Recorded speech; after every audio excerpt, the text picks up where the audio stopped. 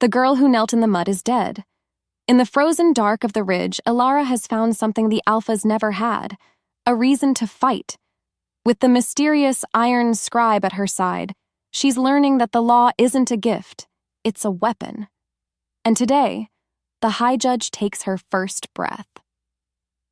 Episode 3. The gloom thistles didn't just prick, they breathed poison.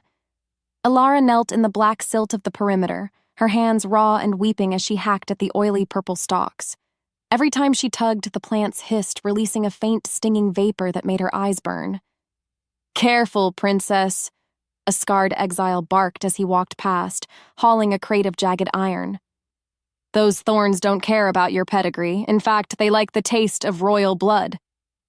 A chorus of dry, hacking laughter followed. The exiles watched her with predatory curiosity, waiting for her to break, to cry, to beg for a manicure. Elara didn't look up. Her back felt like it was being flayed by the sun, and her stomach was a hollow pit of hunger, but a cold, hard spark was beginning to glow in her chest. "I'm not a princess," she muttered, her voice cracking. "I'm the one clearing your path." She gripped a particularly thick thistle, its barbs slicing through her palm. Moments later, she ripped it from the earth with a guttural grunt, tossing it onto the burn pile. Blood dripped from her fingertips, staining the volcanic soil a deep, vibrant red. No matter how hard she tried to remember her father's face, the image was fading. She didn't cry for him. She didn't pray for a rescue. She just reached for the next thorn, realizing that in this hell, respect was something you bled for. Kaelen's classroom was a cave filled with the scent of old parchment and cold stone. He didn't teach her how to fight with her fists. He taught her how to fight with the truth.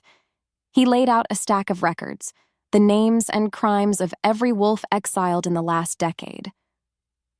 "Look at this one," Kaelen commanded, pointing to a man named Bran. "He was exiled for stealing sheep. Why did he do it?" Elara utilized her strategic empathy, closing her eyes to visualize the timeline. He was from a drought-stricken sector. The Alpha refused to open the grain stores. Bran didn't steal for greed. He stole because his pups were rib-thin and dying. "Correct," Kaelen whispered, his shadow stretching across the wall. "Your father didn't exile a criminal. He exiled a father he failed to provide for." The guilt hit Elara like a physical blow. She had been the one who signed the administrative orders, the silver diplomat who made the cruelty look like law. Still, she forced herself to keep reading. What followed was a sudden commotion outside. 2 exiles were brawling over a scrap of scavenged metal, their teeth bared. Before Kaelen could move, Elara stepped between them. She didn't use an Alpha's roar. Instead, she spoke to the systemic rot. "You're fighting over iron when there's a vein of ore 2 miles north that neither of you is brave enough to mine together." The men froze, the logic cutting through their rage like a blade. They lowered their heads, grumbling but retreating. At that moment, Kaelen offered a rare, sharp nod of approval. "The law is a weapon, Elara. Learn to wield it, or be cut by it." The mist smelled of ironclaw musk, a scent of wet fur and ancient rotting moss. Elara was scouting the lower ravines when she heard the clatter of armored boots. It was a hunting party, 6 warriors from the pack that had bought her, led by a lieutenant with a sneer like a jagged wound. "The Alpha wants his trophy back," the lieutenant called out, his voice echoing off the canyon walls. "Come out, little fox. We just want to see if you've gone feral yet." Terror steals her breath for a heartbeat. She was one woman against 6 killers, and she had no pack strength to call upon. But then, her eyes caught the shimmering blue leaves of the night strangler vine growing along the cliffs. As if pulled by a string, her instinct surged. She didn't run. She baited. She led them deeper into the gorge, her light footsteps barely disturbing the ash. She knew the ridge now. She knew its traps. When the lieutenant lunged, he didn't catch Silk. He tripped a hidden tension wire Elara had rigged with the vines. The night strangler reacted instantly, its sap-coated tendrils lashing out to bind the scouts in a paralyzing grip. They thrashed, their armor clanking uselessly against the stone. Just like that, The hunters became the prey. Elara stepped out from the shadows, holding a jagged piece of flint. She looked at the lieutenant, seeing the fear in his eyes, and realized she wasn't a diplomat anymore. She was a survivor defending her home. The Ridge Council was a jury of the scarred and the cynical. They watched as Elara dragged the bound Ironclaw lieutenant into the center of the forum. The crowd was chanting for blood, their voices a low, rhythmic thrum of revenge. "Kill him!" a voice cried. "They hunted us for sport! Let's show them Ridge's teeth!" Elara stepped forward, her chest aching, but her voice steady. "If we kill him, we are exactly what they say we are. We are the monsters they fear." "And what would you have us do, princess?" the elder mocked. "Judicial detention," Elara declared, her voice ringing with a new kind of authority. "We put him to work in the mines. We show the packs that the Ridge has a law they cannot break. We aren't a trash heap. We are a civilization." The tension broke as Kaelen stood beside her, his presence lending weight to her words. He saw the High Judge emerging from the ashes of the diplomat. As her wolf stirred, she felt a pulse of power that had nothing to do with her bloodline. The council murmured, then nodded. The vote was passed. "Mercy has a price, Elara," the rival leader whispered as he passed her. "The Ironclaw Alpha won't take this as a lesson. He'll take it as a challenge." The message arrived tied to a blood-stained arrow. "Return the scout and the exiled bitch, or we burn the outskirts."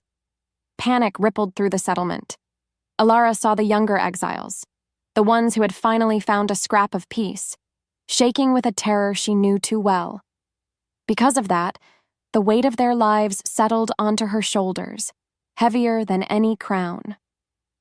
"We aren't giving anyone back," Elara told the gathered crowd. Her mind was already spinning, mapping the terrain, calculating the Ironclaw's predictable aggression.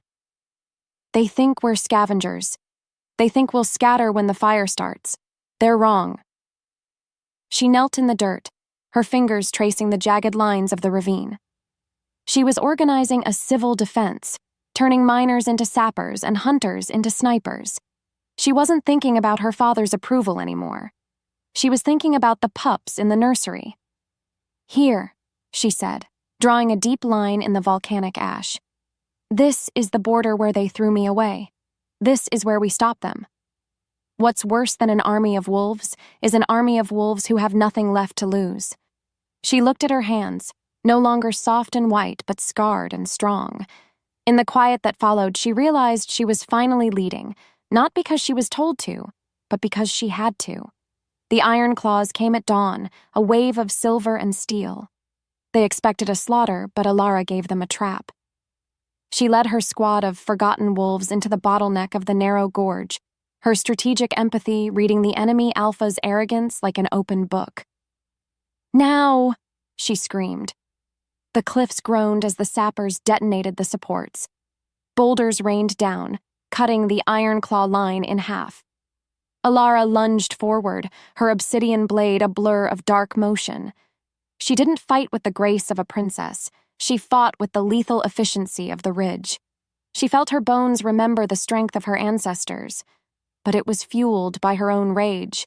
She parried a blow from a massive warrior, her body moving on instinct as she drove her shoulder into his chest. Between one breath and the next, she saw the enemy break. They were terrified of the monsters who fought with the coordination of a single mind, not through a bond, but through a shared purpose. As the wind shifted, the scent of retreat filled the air. The Ironclaws scrambled back toward the border, leaving their pride in the dust. Elara stood in the center of the ravine, her breath coming in ragged gasps, her silks now completely soaked in the blood of her enemies. She was a better commander than her father ever dreamed of being. The settlement was quiet as the sun set, but the air was thick with a new kind of respect.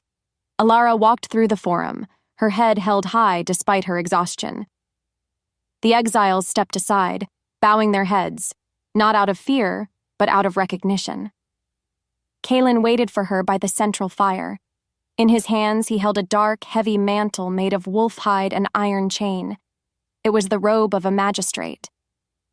"The silver heir is dead," Kaelen said, his voice a low, rumbling purr. The Ridge doesn't need a princess. It needs a judge. He draped the mantle over her shoulders. The weight was comforting, a physical manifestation of the responsibility she had chosen. Truth be told, she had never felt more powerful than she did in this moment, standing in the dirt of a wasteland. She looked toward the distant, glowing lights of Silvercrest on the mountain peak. She thought of the great betrayal and the father who thought he had erased her. And just like that, everything changed. She wasn't a victim anymore.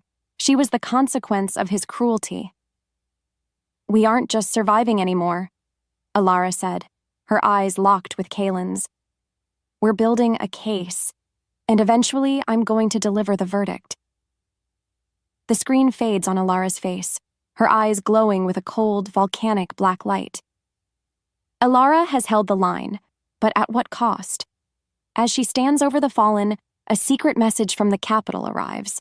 Her father isn't done with the Thorn bloodline. He's found a new sacrifice, someone Elara would die to protect.